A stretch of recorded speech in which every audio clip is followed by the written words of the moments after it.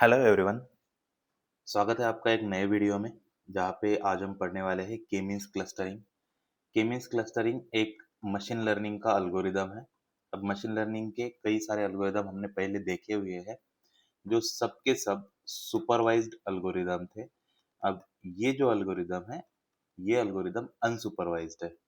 अब अनसुपरवाइज्ड का मीनिंग क्या होता है, तो इसमें आपको कोई भी टारगेट नहीं मिलेगा, यानी कि सब पहले ही आपको लेबल नहीं मिलेगा। पहले क्या होता था, मान लो रिग्रेशन का अगर मैं एल्गोरिदम कर रहा हूँ तो उसमें क्या हो रहा है कि मेरे पास एक वैल्यू दी गई है, जैसे कि कार की एज दी गई है और कार का प्राइस दिया गया है। ये दो चीजें दी गई है। होम जो है उसका एरिया दिया हुआ है और होम का प्राइस दिया हुआ है। यस, तो आप इन इनके इनके बिटवीन जो रिलेशन है उनको पढ़ लेते हो और एट द एंड आपको अगर नया एरिया मिल जाता है तो आप उसका बेसिस पे उसका प्राइस देख लेते हो। यहाँ पे एज और कार प्राइस इनका रिलेशन आप ढूंढ लेते हो, और जब आपको किसी नए कार का एज मिल जाता है तो आप क्या कर देते हो, उसके बेसिस पे कार का प्राइस ढूंढ लेते हो। ये क्या होता है, ये सुपरवाइज लर्निंग होता है। अब सुपरवाइज लर्निंग का मीनिंग क्या है, तो सिंपली आपको लेबल और डेटा साथ में दिया हुआ रहता है, लेकिन जब हम अनसुपरवाइज की बात कर रहे हैं तो वहां पे आपको ये चीज बहुत कम दिखेगी। बहुत कम इन द सेंस ये नहीं दिखेगी। सिंपली आपको सिर्फ डेटा दिया जाएगा, उसमें कितने क्लासेस है वो नहीं बताया जाएगा, या फिर उसकी क्या टारगेट वैल्यू है वो नहीं बताया दिया जाएगा। अब वो कैसे होगा, या फिर लाइक कहाँ से होगा, तो समझो कि एक शॉपिंग का डेटा है। सबसे बेहतरीन एग्जांपल है, शॉपिंग का डेटा है। अब शॉपिंग के डेटा में क्या है कि कुछ लोग हैं जिन्होंने मान लो 1000 रुपए की खरीदी करी है। यस, 1000 रुपए की खरीदी करी है। कुछ है जिन्होंने 4000 तक की खरीदी करी हुई है, और कुछ जो है वो लाइक 9000 तक की खरीदी कर चुके हैं। Yes? ये मेरे पास एक डेटा है किसी एक शॉपिंग मॉल का, जहाँ पे कुछ लोग रैंडमली, वो नहीं बता रहे कि मैं इतनी की ही करूंगा या फिर शॉपिंग करूंगी, लेकिन उन्होंने रैंडमली 1000, 4000, 9000 की शॉपिंग करी है। उनको नहीं पता है लाइक और कौन है जो इतनी शॉपिंग कर रहे हैं, फिर वो किसी एक कैटेगरी में शॉपिंग कर रहे हैं। नो, वो अपनी अपनी शॉपिंग कर रहे हैं, अपने पास डेटा जनरेट हो रहा है, और वो डेटा कुछ इस तरीके से है। अब इसके बीच में कुछ भी हो सकता है। तो हुआ ये कि मेरे पास ये डेटा आया, और अब मुझे क्या करना है, तो मुझे सिंपली इन तीनों में कैटेगरीज करनी है। कैटेगरीज कौन सी करनी है, कि कुछ लोग हैं जो बहुत ही एक्सपेंसिव जो है शॉपिंग कर रहे हैं, एक्सपेंसिव प्रोडक्ट खरीद रहे हैं जो कि बहुत महंगे हैं। यस, कुछ जो है वो मीडियम जो है खर्च कर रहे हैं, या फिर मीडियम जो प्रोडक्ट होते हैं उनको खरीद रहे हैं। कुछ लोग जो है वो एकदम चीप प्रोडक्ट खरीद रहे हैं, यानी कि सस्ते में जो भी है। यस, ये तीन कैटेगरी है। अब मुझे क्या करना है, तो जो प्रोडक्ट लोग लाइक खरीद रहे हैं उनके बेसिस पे उनकी तीन कैटेगरीज बनानी है, और उनका बिहेवियर जो है वो अंडरस्टैंड करना है। अब उसके लिए मुझे क्या करना पड़ेगा, उसके लिए मुझे मेरे डेटा में ये तीन क्लासेस क्रिएट करने पड़ेंगे। ये जो तीन क्लासेस है वो क्रिएट करने पड़ेंगे, उसके अलावा मेरा काम नहीं बनेगा। अब ये तीन क्लासेस क्रिएट करने पड़ेंगे, तो करेंगे कैसे, कौन से डेटा को हम इस चीप कैटेगरी में डालेंगे, कौन से डेटा को हम मीडियम कैटेगरी में डालेंगे, कौन से हम एक्सपेंसिव कैटेगरी में डालेंगे, वी डोंट नो, हमें नहीं पता है ना। और उस टाइम पे जो यूज होता है उसको हम कहते हैं के मींस क्लस्टरिंग, या फिर ऐसे टाइम पे हमें अनसुपरवाइज्ड जो लर्निंग होती है वो करनी होती है। अनसुपरवाइज्ड लर्निंग यानी कि इस बार मेरे पास कोई टारगेट नहीं दिया हुआ है। मेरे पास क्या है, मेरे पास सिर्फ डेटा है। यस, और डेटा को देख के ही मुझे क्या करना है, उस डेटा के अंदर कैटेगरीज बनानी है। उस डेटा के अंदर मुझे डेटा जो है करना है वो सेपरेट करना है, क्लस्टर्ड करना है। यस, ये एक सबसे बेहतरीन एग्जांपल है इस चीज का।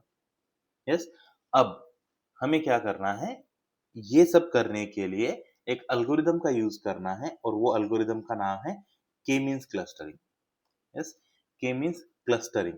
क्लस्टरिंग का मतलब क्या है, क्लस्टरिंग का मतलब यहाँ पे लिख देता हूं मैं। क्लस्टरिंग का मतलब होता है ग्रुपिंग।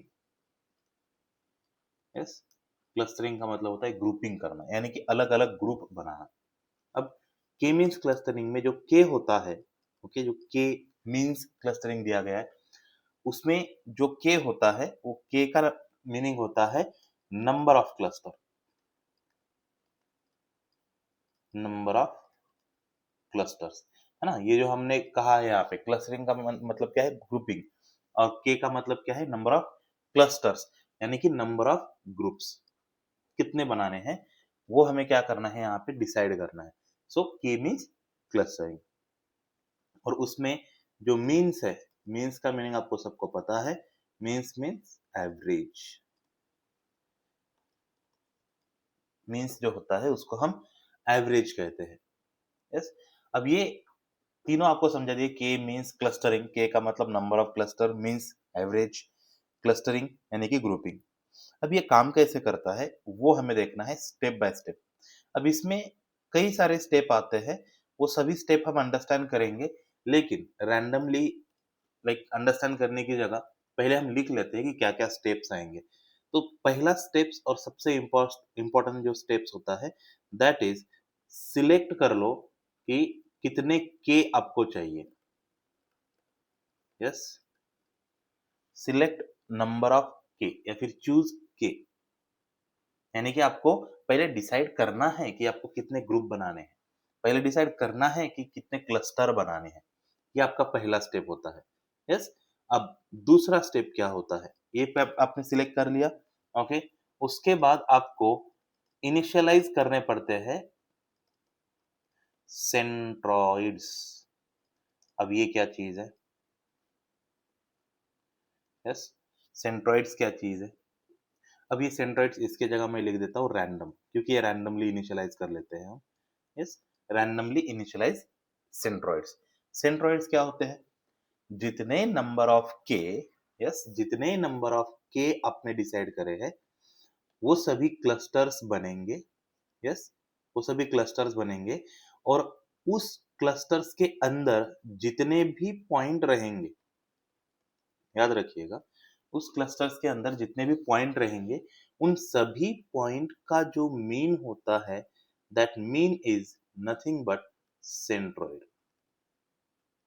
यस, और ये इंटर में कई बार पूछा जाता है, याद रखिएगा कि के मींस क्लस्टरिंग में एक सबसे इंपॉर्टेंट चीज आती है, एंड दैट इज सेंट्रोइड, कि उसमें सेंट्रोइड होते हैं। तो ये सेंट्रोइड को आप कैसे डिफाइन करोगे, तो सेंट्रोइड को हम कैसे डिफाइन कर सकते हैं कि हमने जितने भी नंबर ऑफ के सिलेक्ट किए हुए हैं, यानी कि नंबर ऑफ क्लस्टर सिलेक्ट किए हुए हैं, यस, उस क्लस्टर के अंदर जितने भी पॉइंट आ रहे हैं, जितने भी पॉइंट आ रहे हैं, उन सभी पॉइंट का जो एवरेज होता है, यस, एवरेज होता है, that average is nothing but A centroid, उसको हम सेंट्रोइड कहते हैं। यस, ये एक बहुत इंपॉर्टेंट चीज है। ओके, ये आगे जाके हम समझेंगे और इन डेप्थ। अभी अभी के लिए बस एक स्टेप्स लिख लो यहाँ पे। The third one is assign, assign points to nearest centroid. Yes, again centroid word आ गया। यस, आपको क्या करना है कि जितने भी आसपास आपके पॉइंट्स है, वो सभी पॉइंट्स किसी एक सेंट्रोइड को असाइन कर देने हैं। दैट इज कंपलसरी, वो करने ही करने हैं। क्यों, कैसे, वो हम देखेंगे आगे। अभी के लिए बस एक अंडरस्टैंड कर लो। Then fourth, update centroid, update centroid, mean लेके आपको सेंट्रोइड जो है वो अपडेट करना पड़ता है। मैं यहाँ पे मीन भी लिख देता हूँ। यस, आपको क्या करना है, सेंट्रोइड अपडेट करना है। And the last step, yes, repeat until centroid is not stable। अभी इसका क्या मीनिंग है, तो ये आपको स्टेप कब तक रिपीट करनी है, जब तक ये सेंट्रोइड, ये जो सेंट्रोइड हमने बोला है, ये या फिर ये मीन जो हमने बोला है, ये स्टेबल नहीं हो जाता है। यानी कि या तो क्लस्टर के पॉइंट असाइन होना बंद हो गए, यानी कि वो स्टेबल हो गए एक क्लस्टर के अंदर, या फिर अब आपके सेंट्रोइड मूव होना बंद हो गए हैं, उस टाइम पे हम क्या कर देते हैं, ये स्टॉप कर देते हैं। तब तक हम रिपीट करते रहते हैं, जब तक ये पूरा नहीं होता है। यस? तो अभी हम सबसे पहले स्टेप पे जाएँगे and that is the decide the number of clusters, यानी कि क्लस्टर्स पहले क्या करो, डिसाइड करो। यानी कि जब तक क्लस्टर डिसाइड नहीं होते हैं, हम आगे का काम नहीं कर सकते हैं। यस? तो एक सिंपल एग्ज़ाम्पल से हम जाएँगे, बहुत ही सिंपल एग्ज़ाम्पल लेता हूँ मैं, आपको अंडरस्टैंड हो जाएगा, है ना? और कैलकुलेशन भी ईज़ी रहेगा, डोंट वरी। तो सबसे पहले मान लो कि मेरे पास कुछ पॉइंट्स है, यानी कि कुछ एक डेटा है। अब डेटा क्या है, तो हम बोलेंगे कि मेरे पास एक कॉलम है जिसका नाम है ए और दूसरा एक कॉलम है जिसका नाम है बी। यस, ए बी, ये मेरे पास दो कॉलम्स है और इन दो कॉलम्स में कुछ इस तरीके से डेटा दिया गया है, थोड़ा सा टेबल जैसा बना देता हूँ मैं।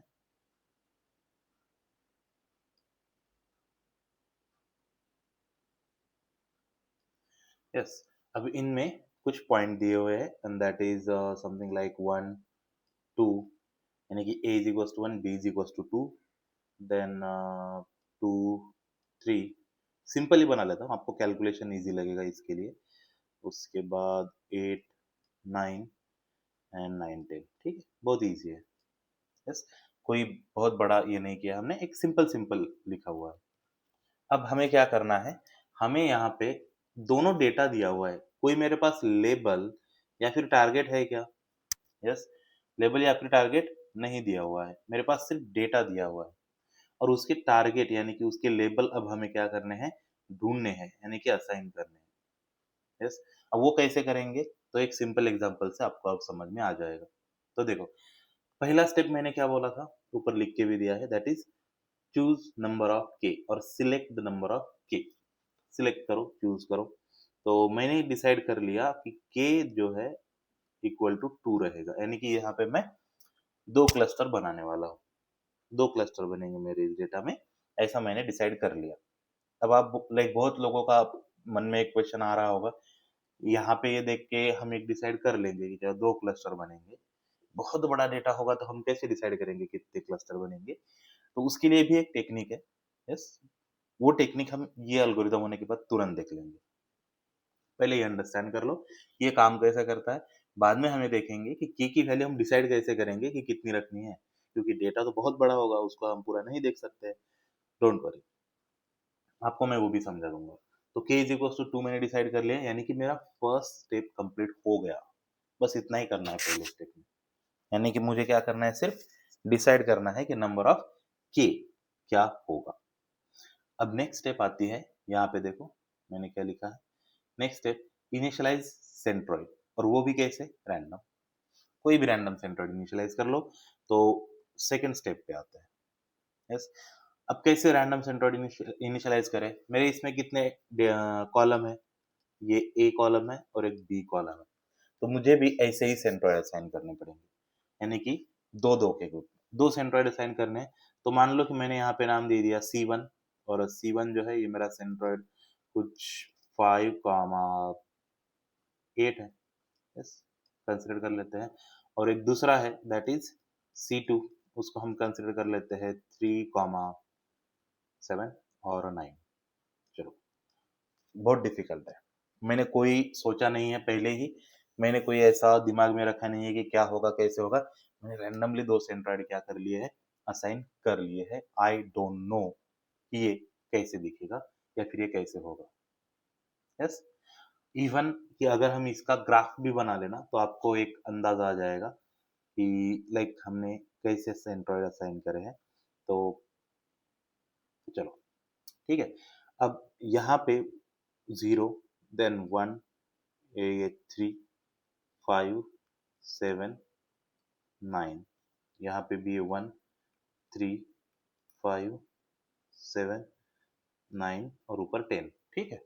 अब पहला पॉइंट कौन सा है, 1,2, यानी कि x पे 1, यहाँ पे 2, तो 2 यहाँ पे कहीं पे आएगा। यस, अलग पेन यूज करते हैं, ये वाला, यानी कि ये पॉइंट मेरा कहीं पे यहाँ पे आएगा। यस, दूसरा पॉइंट कहाँ पे आएगा, तो 2,3 बोला है, तो ये 2 और ये 3, यानी कि यहाँ पे मेरा कहीं पे दूसरा पॉइंट आएगा। फिर क्या बोला है 8,9, तो ये 8 यहाँ पे रहेगा एक्स एक्सिस पे, और ये 9 यहाँ पे कहीं पे रहेगा। यस, और लास्ट वाला पॉइंट कहाँ पे बोला है 9, 10, तो ये 9 यहाँ पे, और ये 9 के ऊपर 10 कहीं पे रहेगा, यानी कि ये ऐसा। तो ये मेरे पॉइंट्स हैं, यहाँ पे 2 पॉइंट्स है, यहाँ पे 2 पॉइंट्स है। यस, अभी हमें साफ साफ दिख रहा है कि एग्जैक्टली कितने क्लस्टर बन सकते हैं। तो ये एक तरीका है कि विजुलाइज कर लो डेटा, अगर पॉसिबल है तो विजुलाइज कर लो और देख लो कि कितने पॉइंट्स बन सकते हैं। लेकिन ये तभी जब पॉसिबल है, पॉसिबल नहीं है तो आप नहीं देख सकते हो। यस, टू डी डेटा है तो आप देख सकते हो बड़े आराम से कि कितने पॉइंट बनेंगे, जैसे कि मैंने यहाँ पे देखे, है ना। लेकिन मैंने जो सेंट्रॉइड लिए है वो भी देख लो, 5, 8, यहाँ पे 5 एंड देन 8 यहाँ पे कहीं पे एक आएगा। यस, और दूसरा क्या लिखा है मैंने 3, 9, तो ये 3 और ये 9 ये यहाँ पे कहीं पे आएगा। ये दो मैंने क्या लिए है सेंट्रॉइड लिए है, ये मेरा C1 है और ये मेरा C2 है। Yes, and I don't know, मुझे नहीं पता है कि ये कौन से क्लस्टर के लिए जाएंगे, अब ये कैसे मूव करेंगे। यस, अब देखो बड़े ही मजेदार लाइक इसके कैलकुलेशन होते हैं। यस, अब तीसरा क्या है, assign point two nearest centroid. Point क्या करने हैं आपको, जो भी नियरेस्ट सेंट्रॉइड है उसको असाइन करने हैं। आपने सेंट्रॉइड डिसाइड कर लिए कहाँ पे होंगे। अब तीसरी स्टेप पे आते हैं कि आपको क्या करना है, ये सभी पॉइंट्स किसी एक सेंट्रॉइड को असाइन करने हैं। अब असाइन करने इसका मतलब क्या करना है, तो सबसे पहले तो आपको इन पॉइंट्स का और सेंट्रॉइड का डिस्टेंस कैलकुलेट करना है। ये सभी पॉइंट्स, यानी कि ये 1, 2, 3, 4 पॉइंट है मेरे पास, ये 1, ये 2, ये 3, ये 4, ये चारों पॉइंट का दोनों सेंट्रॉइड से डिस्टेंस फाइंड करो। डिस्टेंस कैलकुलेट करना होता है, और जिसका डिस्टेंस कम आएगा वो पॉइंट उस सेंट्रॉइड में चला जाएगा। दैट्स इट, बहुत सिंपल है। यस, चलो डिस्टेंस कैलकुलेट कर लेते हैं।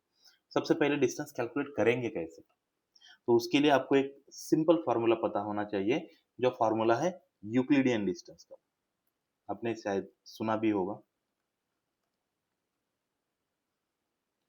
Euclidean distance. अब यूक्लिडियन डिस्टेंस का फार्मूला क्या कहता है, तो ये फार्मूला लगभग लगभग सेम है एक फार्मूले से, आपको तुरंत दिख जाएगा। Just wait. ओके, अब देखो ध्यान से, ये है x2 minus x1 square plus y2 minus y1 square. अब इस x2 माइनस x1 को a मान लो, y2 माइनस y1 को b मान लो, तो a square plus b square root of a square plus b square is equal to, अगर मैं c कर लूँ तो ये पाइथागोरस का फॉर्मूला होता है, अगर आपको पता है तो। यस, तो ये जो है ये यूक्लिडियन का डिस्टेंस फार्मूला है। अब यहाँ पे कौन सा x1 है, कौन सा x2 है, कौन सा y1 है, कौन सा y2 है, वो डिसाइड कर लेते हैं। सबसे पहले हम C1 की तरफ जाएंगे, प्लस सेंट्रॉइड 1 की तरफ जाएंगे, और यहाँ पे ये सभी पॉइंट भी देख लेंगे कि वो कैसे है। यस, तो सबसे पहले ये सभी पॉइंट क्या है, तो वो थोड़ा सा अंडरस्टैंड कर लेते हैं। तो मेरा x1 x2 कौन सा है और y1 y2 कौन सा है। यस, ये डिसाइड करना ही बहुत इंपॉर्टेंट है। तो ये जो मेरे पॉइंट है, पेन अलग यूज कर लेते हैं, येलो यूज कर लेते हैं। ओके, यहाँ पे मान लो ये x1 ये x2 लिख रहा हूँ मैं, और यहाँ पे y1 और ये y2 लिख रहा हूँ। अब आपको अंडरस्टैंड होगा। तो x1 x2 कौन से है, तो ये सभी पॉइंट 1 2 2 3 जो हमने लिखे हैं वो सभी x1 x2 है। 1 2 2 3 8 9 एंड 9 10, ये सभी जो है ये क्या है x1 x2 है। y1 y2 कौन से है, तो जो मैंने सेंट्रॉइड लिए है वो 5 8 3 9, 5 8 और 3 9, ये मेरे y1 y2 है। सबसे पहले हम इस सेंट्रॉइड से ही सबके डिस्टेंस कैलकुलेट करेंगे, इन सब के डिस्टेंस। वो कैसे होंगे, तो आपको एक एग्जांपल दिखा देता हूँ। तो सिंपली रूट, है ना, ये कैलकुलेशन तो सबको आना चाहिए अभी, है ना। तो यहाँ पे इस बार x2 क्या रहेगा 2, y2 क्या रहेगा, सॉरी x1 क्या रहेगा सॉरी, ये हमने गलत लिख दिया। ये x1 x2 नहीं रहेगा, ये x1 y1 रहेगा और x2 y2 रहेगा। यस, ये x1 y1 रहेगा और ये x2 y2 रहेगा। I am really sorry. Yes, तो इस बार चलो x2 क्या रहेगा? पहले तो ये रहेगा अपना 5 जो दिख रहा है वो रहेगा x2। यस, ये जो 5 है वो रहेगा x2 माइनस x1 रहेगा यानी कि ये 1। यस, और इसका क्या करना है हमें? स्क्वायर करना है। यस, उसका स्क्वायर करना है। दूसरा y2 कौन सा रहेगा? y2 कौन सा है? तो ये 8। y1 कौन सा है? तो 2। यस, तो 8 माइनस 2 और इसका हमें क्या करना है? स्क्वायर करना है।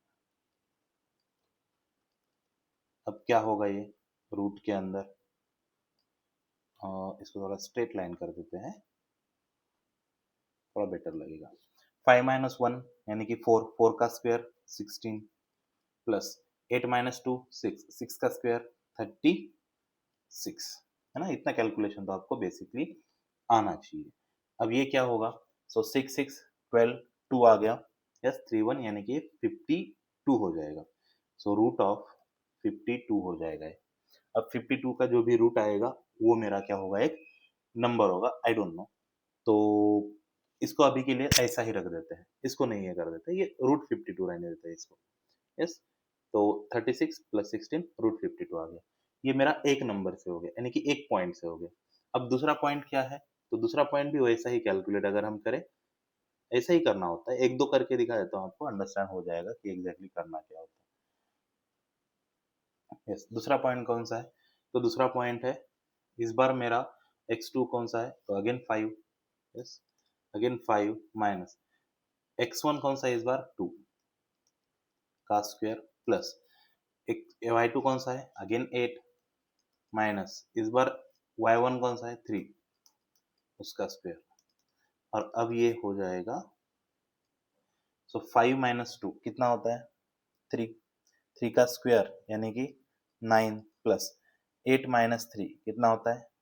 5, है ना? 8 माइनस 3 5 होता है। 5 का स्क्वायर 25। अब 9 प्लस 25 कितना होता है? यस, 34 और ये 34 रूट, ये आ गया यहाँ पे। यस, दोनों आ गए। अब ऐसे ही अगर हम बाकी के भी कैलकुलेट करें, है ना, तो भी हमारे पास सभी आ जाते हैं। चलो दो ही नंबर है तो वो भी हम कैलकुलेट कर ही लेते हैं। सबसे हमें डिस्टेंस जो है वो कैलकुलेट करना होता है ना? मैं पॉज कर लेता हूँ, कैलकुलेट कर लेता हूँ, वापस आता हूँ, तब तक आपको लाइक आप भी सॉल्व कर सकते हो। यस, ओके, तो ये सभी हमने कैलकुलेट कर दिए यहाँ पे। तो ये जो है हम सभी जो डिस्टेंस कैलकुलेट कर रहे हैं वो सेंट्रॉइड 1 से पहले कैलकुलेट कर रहे हैं।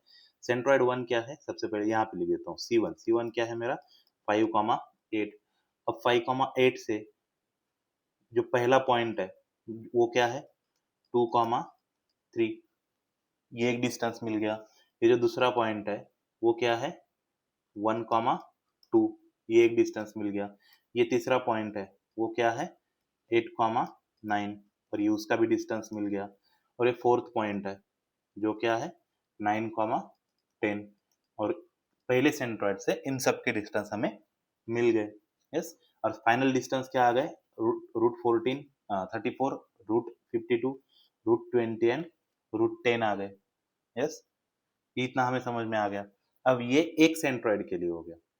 हमें सेम कैलकुलेट करना है दूसरे सेंट्रॉइड के लिए भी। यस, ठीक है। और वो कैसे कैलकुलेट होंगे? तो उसके लिए भी हमें अब दूसरा सेंट्रॉइड देखना पड़ेगा। दूसरा सेंट्रॉइड कौन सा है? तो 3, 9, ये हमारा दूसरा सेंट्रॉइड है। और पॉइंट अगेन ये सब रिपीट हो जाएंगे, 1, 2, 2, 3, 8, 9, 9, 10 रिपीट हो जाएंगे। कैसे? देखो, सबसे पहले हम लेते हैं यहाँ पे इस बार इससे कैलकुलेट कर लेते हैं। ओके, देखो क्या करना है। सबसे पहले तो इस बार मेरा x2 क्या रहेगा? तो इस बार मेरा x2 रहेगा यानी कि ये 3 और x1 क्या रहेगा? अगेन 1। y2 क्या रहेगा? 9। y1 क्या रहेगा? 2। ओके, सो 3 माइनस 1 9 माइनस 2। देखो यहाँ पे, सो 3 माइनस 1 का स्क्वायर प्लस 9 माइनस 2 का स्क्वायर। अब 3 माइनस 1 कितना होता है 2, 2 का स्क्वायर 4, 9 माइनस 2 7, 7 का स्क्वायर 49। नाउ 49 प्लस 4 कितना होता है 53, रूट 53 आ गया, रूट 53 मिल गया हमें यहाँ पे। अब ऐसे ही अगर हम दूसरा कैलकुलेट करें, वो क्या है, तो पहले तो देख लो नंबर्स कौन से हैं। तो अगेन इस बार x2 क्या रहेगा 3, x1 क्या रहेगा 2, y2 क्या रहेगा 9, y1 क्या रहेगा 3, यानी कि 3 minus 2 9 minus 3।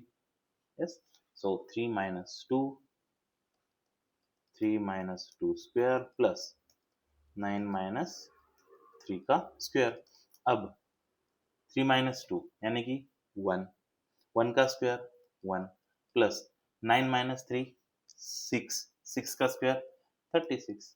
Now root 36 calculate नहीं करेंगे हम, क्योंकि हमें नंबर तो पता चल ही रहा है, इसका रूट लेंगे तो ऑब्वियसली वो कम ही आएगा। यस, अब ऐसे ही और दो कैलकुलेट कर लेता हूँ मैं। यस, पॉज करके, तब तक आप भी कैलकुलेट कर सकते हो। ओके, तो कैलकुलेशन हो गया है अभी। तो कैलकुलेशन क्या हो गया, तो ये सबसे पहले हमारा ये पॉइंट है, जो पहले तो यहाँ पे सेंट्रॉइड लिख देता हूँ। तो C2 जो है वो हमारा था 3,9। यस, अब C2 से हमारा पहला पॉइंट था दैट इज 1,2। यस, उसका कितना आया है 53, जो कि हमने सिंपल कैलकुलेशन किया है ना। ये हमारा पहला डिस्टेंस आ गया था।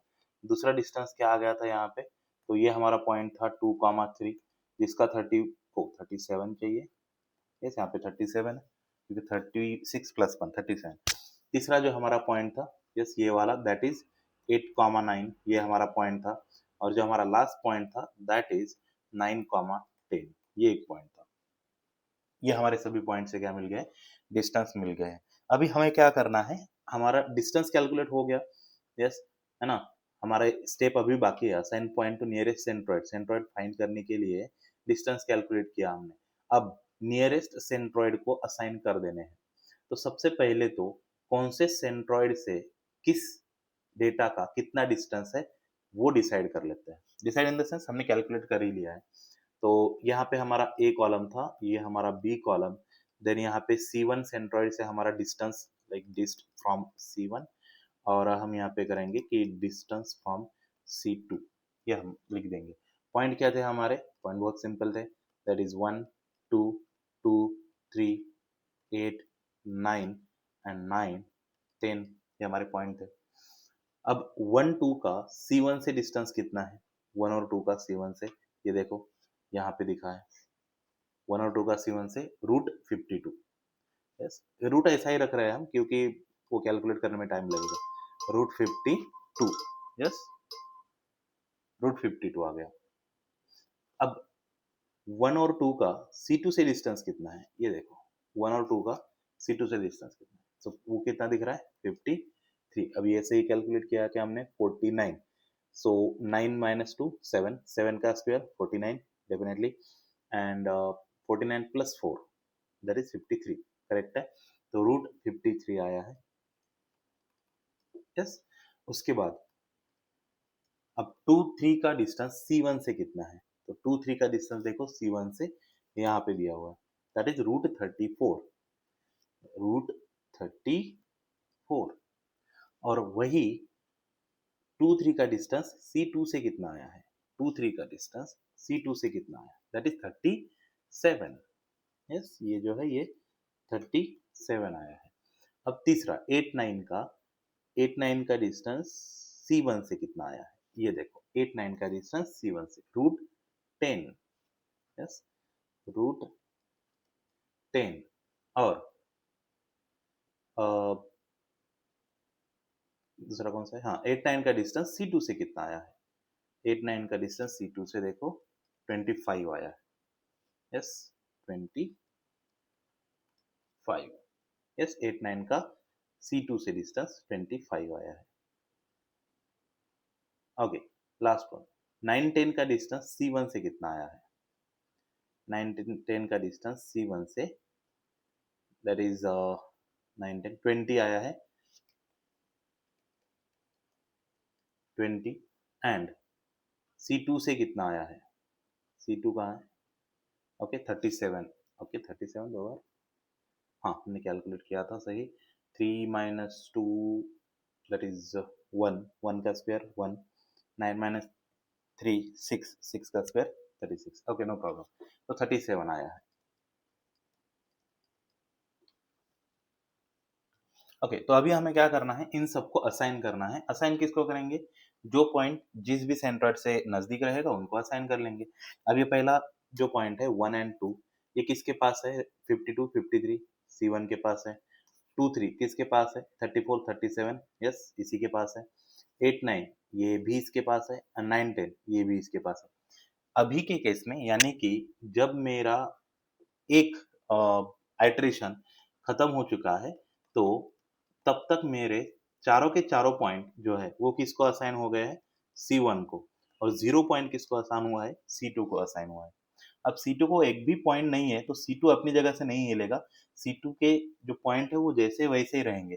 लेकिन C1 जो है, अब उसको इन सबके मीन पे मुझे क्या करना है? उसको लाइक असाइन कर देना है। इन सबका जो मीन आएगा वहां पे मेरा सेंट्रोइड अब शिफ्ट हो जाएगा। कैसे? तो पहले तो ये सभी क्या है? 1, 2, 8 और 9। तो इन सबका सम कितना होता है? 3, 9, 12, 8, 20 डिवाइडेड बाय 4।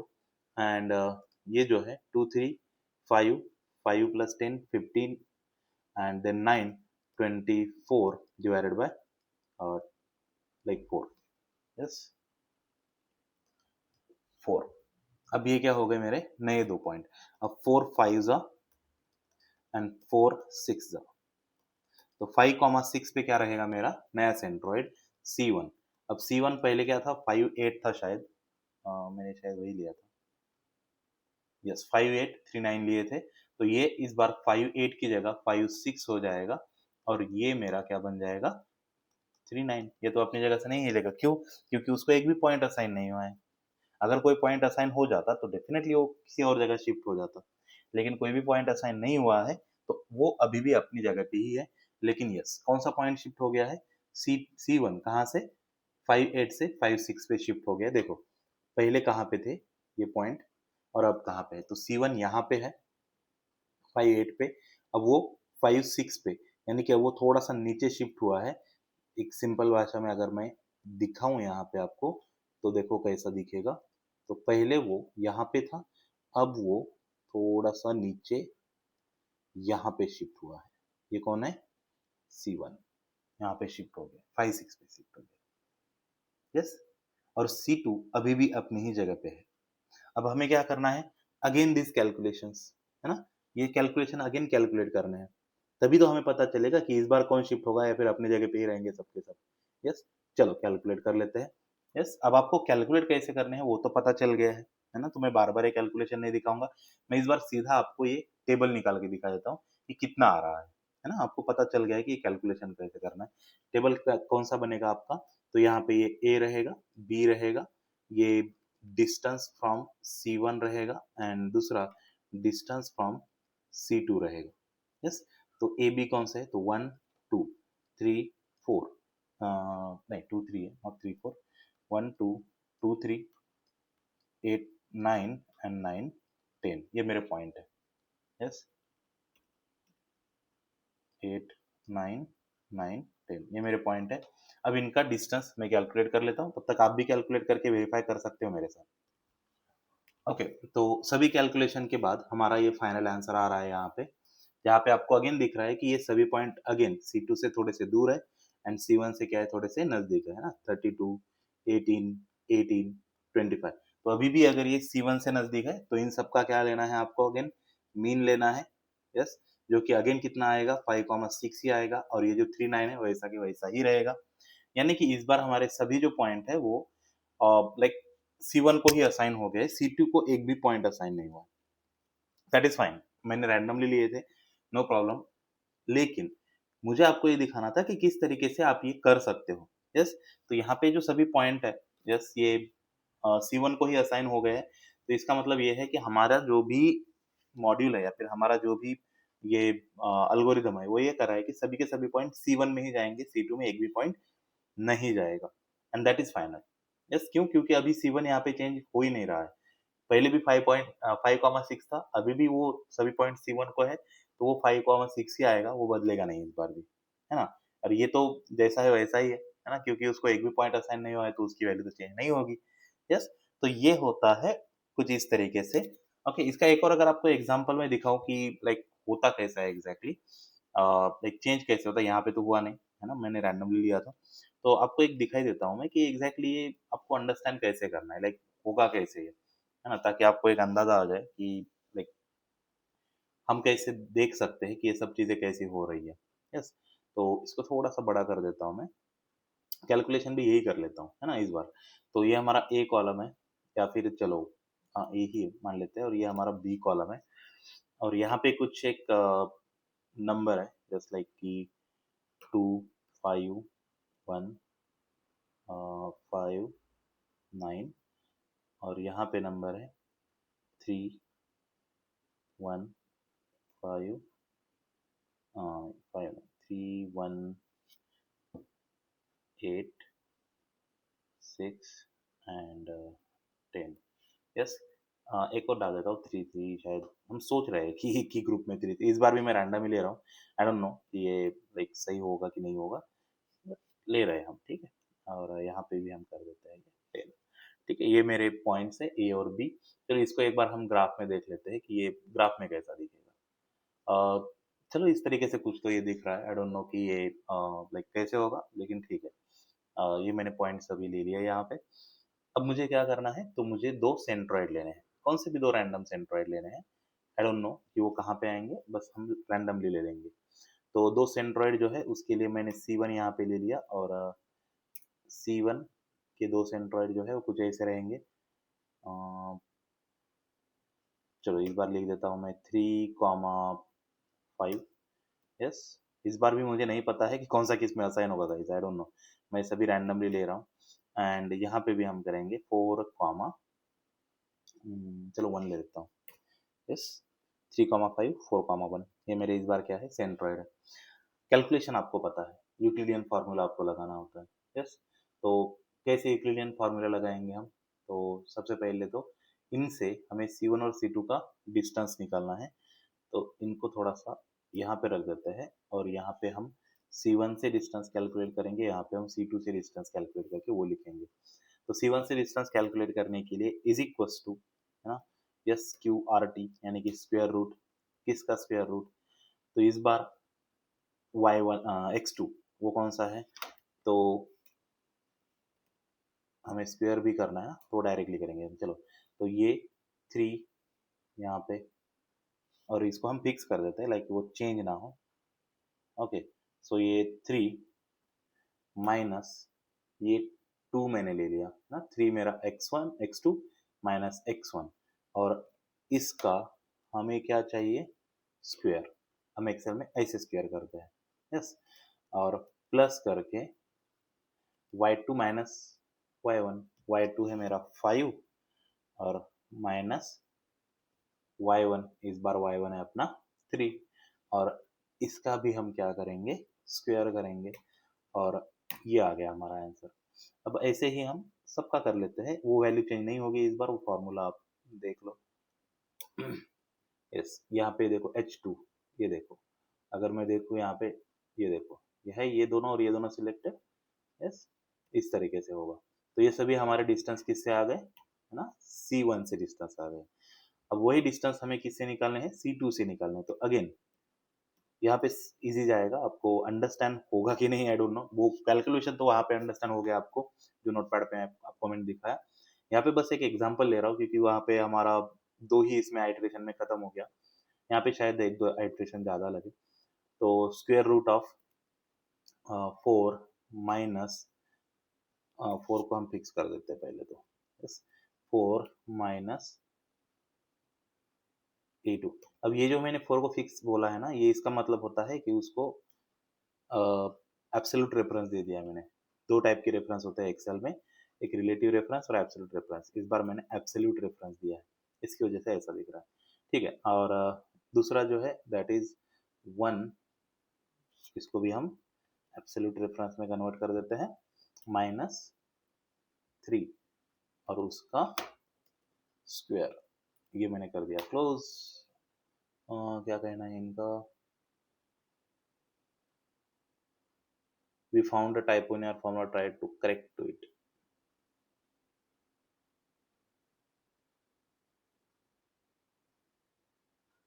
अच्छा, एक और ये दे दिया मैंने, मतलब एक और ये देना जरूरी था। a2 का स्क्वायर, हाँ अब सही है। यस, हमारा फॉर्मूला थोड़ा सा अलग हो गया था, गलत हो गया था। अब हमारा फॉर्मूला एकदम सही है। क्या हमारा ये फॉर्मूला सही है, साथ में जो है यस वो भी सही है, ये भी सही है। Done, done. H5 A2, हाँ हाँ हाँ हाँ ठीक है। ओके, अब हम इसको भी डिस्टेंस, ओ इसका भी हमें क्या करना है, डिस्टेंस फाइंड करना है। तो डन, ये आ गया डिस्टेंस। अब कौन सा पॉइंट कौन से सेंट्रॉइड में जाएगा, है ना, कौन सा पॉइंट कौन से सेंट्रॉइड में जाएगा। तो ये जो 2 3 पॉइंट है, इसका कम डिस्टेंस कौन सा है, तो ये, यस, यानी कि ये कौन से सेंट्रॉइड में जाएगा, तो वो हम यहाँ पे डिसाइड कर लेंगे अभी। तो 2 3 का डिस्टेंस C1 से कम है कि C2 से, C1 से कम है, तो ये C1 में जाएगा। यस, 5 1 का डिस्टेंस C2 से कम है, तो ये C2 में जाएगा। 1 8 का डिस्टेंस C1 से कम है, तो ये C1 में जाएगा। 5 6 का डिस्टेंस भी C1 में ही जाएगा। 9 10 का डिस्टेंस ये भी C1 में ही जाएगा। और 7 10 का डिस्टेंस ये भी C1 में ही जाएगा। चलो इस बार एक पॉइंट जो है वो C2 को आ गया है, और बाकी सभी पॉइंट जो है वो C1 में चले गए हैं, है ना। अब हमें क्या करना है, C1 और C2 इनकी जो वैल्यू है उनको हमें चेंज कर देना है, ताकि ये हमारे डिस्टेंस चेंज हो जाए। यस, अब कैसे चेंज होंगे, तो इनके पहले मीन ले लो, C1 के सभी वैल्यूज का मीन और C2 के सभी वैल्यूज का मीन। अब C2 में एक ही वैल्यू है, तो ये वैल्यू ही इसका क्या हो जाएगा, मीन हो जाएगा, है ना, ये वैल्यू इसका मीन हो जाएगा। तो वो हम करेंगे, कैसे होगा, C1 का पहले देख लेते हैं। C1 की वैल्यूज कौन सी है, तो 2, यस, उसके बाद ये 1, देन 5, देन 9, देन 7, और इन सब का मीन हमें चाहिए, है ना, ताकि हमें C1 की नई वैल्यूज मिल सके। तो C1 की नई वैल्यूज के लिए is equals to average of, average of 2, yes, then 1, then 5, then 9 and 7। ये 5 क्यों नहीं लिया, क्योंकि ये C2 में है। यस, 4.8 आ गया। और बी के लिए क्या है, तो एवरेज 3 8 6 10 10 7.4 आ गया। अब C1 और C2 दोनों की वैल्यू हम क्या कर देते हैं, अपडेट कर देते हैं। सो ये C2 की वैल्यू, C2 में एक ही वैल्यू है, तो ये 5 रहेगा और ये 1 रहेगा। ओके, अब हमें इनसे डिस्टेंस फाइंड करने हैं। डिस्टेंस फाइंड करने के लिए हम क्या करेंगे, इनकी वैल्यू यहाँ पे चेंज कर देंगे। CM की वैल्यू C1 की 4.8, 3 की जगह 4.8, एंड डन। ये देखो कैलकुलेशन चेंज हो गया। ये 5 की जगह 7.4, ये हमें मिल गए C1 से सभी डिस्टेंस। अब C2 से डिस्टेंस वो रहेंगे 5, 1, ये जैसा है वैसा ही रहेगा। यस, अब अगेन ये वैल्यू कौन से किसको असाइन हुए, ये कब हुआ, ये होगा जब आपका आइट्रेशन 1 खत्म हुआ।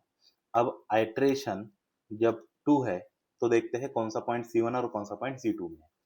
तो पहला पॉइंट कहाँ पे कम है, तो ये C2 से नजदीक दिख रहा है, क्योंकि ये 5 है ये 3 है, तो पहला पॉइंट जाएगा C2 में। दूसरा पॉइंट 0 और 6 ये जाएगा C2 में। तीसरा पॉइंट 3 8, तो 3 C1 में जाएगा। यस, ये 1 यानी कि ये भी C1 में जाएगा। यहाँ पे ये 4 और ये 3, तो दोनों ये C1 में ही जाएंगे। यस, हो गया, बहुत इजी। अब 2 पॉइंट C2 में है और 4 पॉइंट C1 में दिख रहे हैं, है ना, तो ये तो हो गया। अब एक और बार ट्राई करना पड़ेगा, क्या यही दो C1 में C2 में रहेंगे और यही 4 C1 में रहेंगे, वो भी डिसाइड कर लेते हैं। अब हमें क्या करना है, जितने भी C2 की वैल्यू है उन सबका एवरेज यहाँ पे आएगा, जितने C1 की वैल्यू उन सबका एवरेज यहाँ पे आएगा। तो सबसे पहले ये कैलकुलेट कर लेते हैं। इज इक्वल्स टू, यहाँ पे नहीं, ये आइट्रेशन 1 के बाद आ गया, अब आइट्रेशन 2 के बाद जो है वो यहाँ पे लिख लेता हूँ इसके नीचे। तो C1 के नए पॉइंट, C1 के नए पॉइंट जो है वो रहेंगे ये 4 का average, yes, so is equals to average of these four like this, और यहाँ पे average of this four, yes 5.5 8.5, ये हमारा नया C1 बन गया। अब C2 भी इस बार चेंज होगा क्योंकि दो वैल्यू पहले एक ही थी, yes, so is equals to average of इन दोनों का एवरेज आएगा, यस, और यहाँ पे is equals to average of, ये यहाँ पे इन दोनों का एवरेज आएगा, that's it। ये हमारी नई वैल्यू 5.5 8.5, सो यहाँ पे C1 के लिए 5.5 ये रहेगा 8.5, यस, और C2 के लिए 3.5 एंड 2 बन जाएगा, ये 3.5 और ये 2, यस। अब देखो कौन से पॉइंट किसके नजदीक है, यस, तो आइट्रेशन 3 चल रहा है हमारा, ओके, पहला पॉइंट 1 6 ये C2 से नजदीक है, दूसरा पॉइंट 1 7 ये भी C2 से नजदीक है, तीसरा पॉइंट 4 6 ये C1 से नजदीक है, ये पॉइंट 4 2 ये भी C1 से नजदीक है, 3 9 ये भी C1 से नजदीक है, और 2 8 ये भी C1 से नजदीक है। अब देखो यहाँ पे आइट्रेशन 2 में और आइट्रेशन 3 में कुछ फर्क हुआ क्या? नहीं, वो दोनों अभी भी सेम है, यानी कि हमारे सेंट्रॉइड अब चेंज नहीं होने वाले, यस। तो ये हमारा फाइनल डिसीजन बन गया कि अब हमें इसके आगे नहीं जाना है। अब देखो इंटरेस्टिंग चीज, यस, मैं क्या कर लेता हूँ, ये जो सेंट्रॉइड है और ये सभी ये है, वो एक ही इसमें लिख देता हूँ, आपको देखो समझ में आ जाएगा कि वो कैसे आए हैं, है ना। तो देखो ये जो है, ये मेरा ग्राफ यहाँ पे प्लॉट कर लेता हूँ, और जो फाइनल सेंट्रॉइड है ना वो इसके नीचे लिख देता ताकि मैं उसको एक ही ग्राफ में दिखा सकूँ, है ना, एक ही ग्राफ में दिखाने के लिए लिख रहे हैं और कुछ नहीं। सो ये 5 पॉइंट, ये एक सेंट्रॉइड है अभी ये मेरा, ओके, ये कॉपी, और यहाँ पे हमने कर लिया इसको पेस्ट, ये भी कॉपी, और यहाँ पे हमने इसको कर लिया पेस्ट, डन। अब अगर हम इसको दिखाए कि हमारे पॉइंट कैसे है, यानी कि हमारे सेंट्रॉइड कैसे है, तो वो भी आपको अब दिख जाएंगे, थोड़ा सा अंडरस्टैंड करना पड़ेगा। तो अब देखो ध्यान से, इनको डेटा लेबल्स अगर हम करें,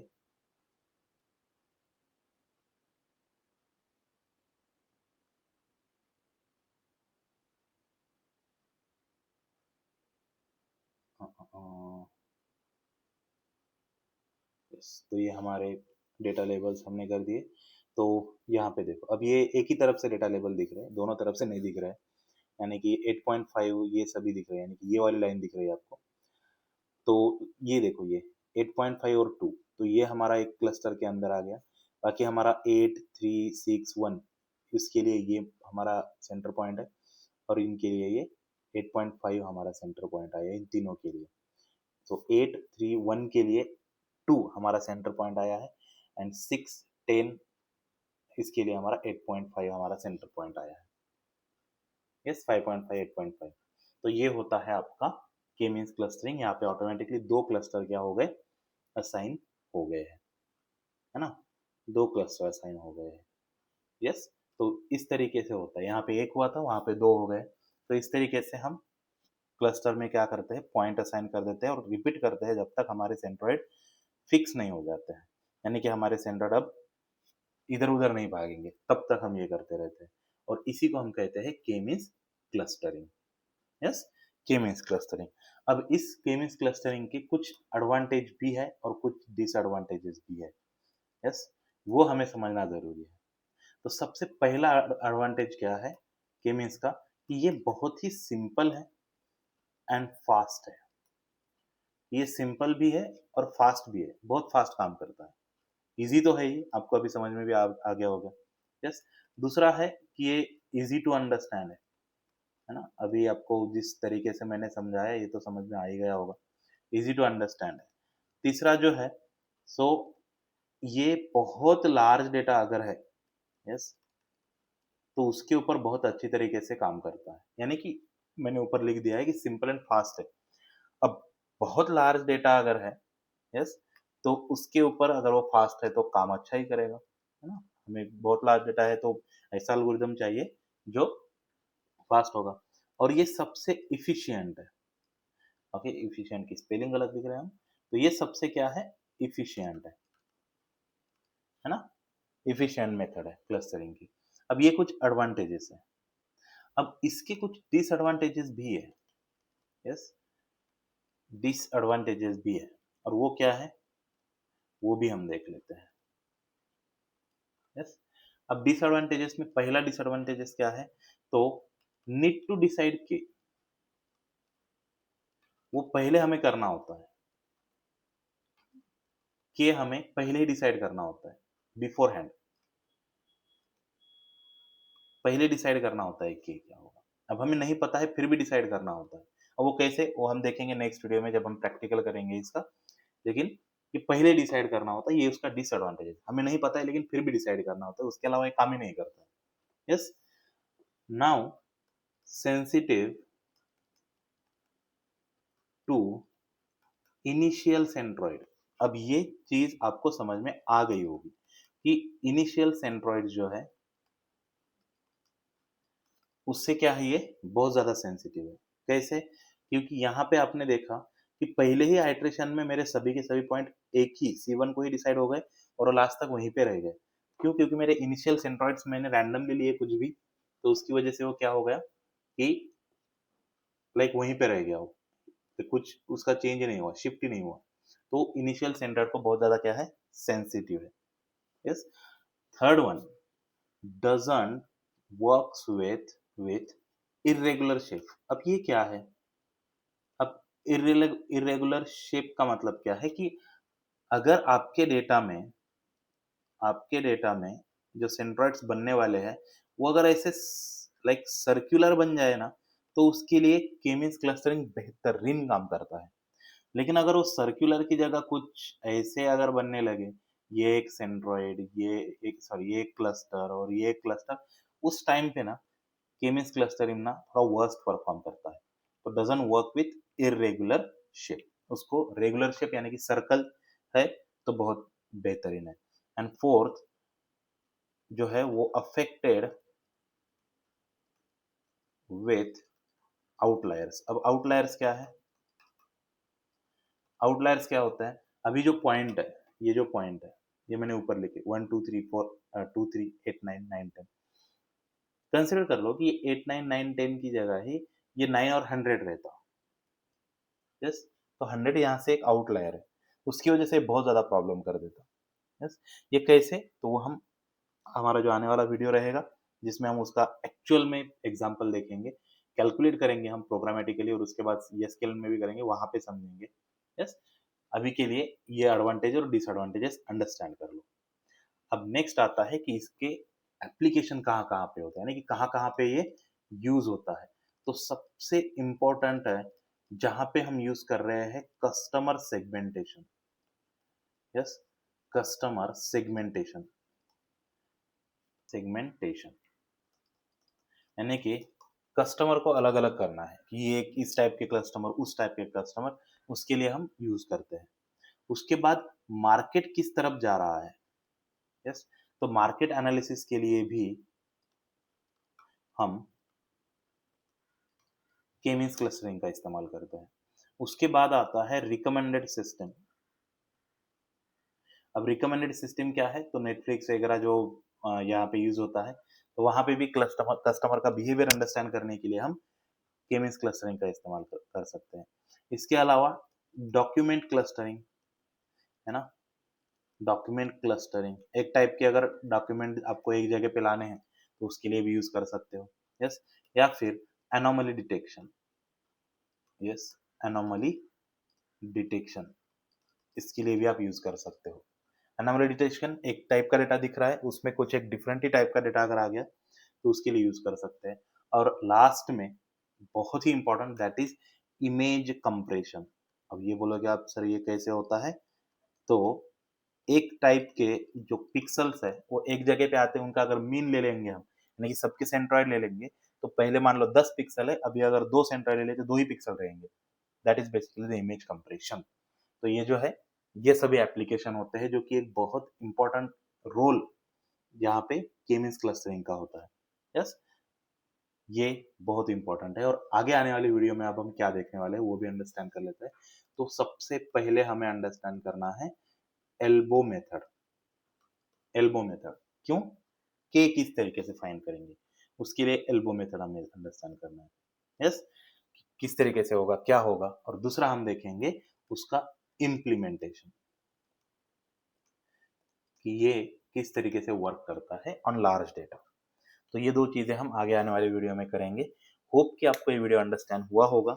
अगर नहीं हुआ है, अगर अंडरस्टैंड नहीं कर पाए हो तो डेफिनेटली आप कमेंट बॉक्स में मुझसे पूछ सकते हो, मैं आपको डेफिनेटली आंसर दे दूंगा। Yes, thank you so much everyone, bye.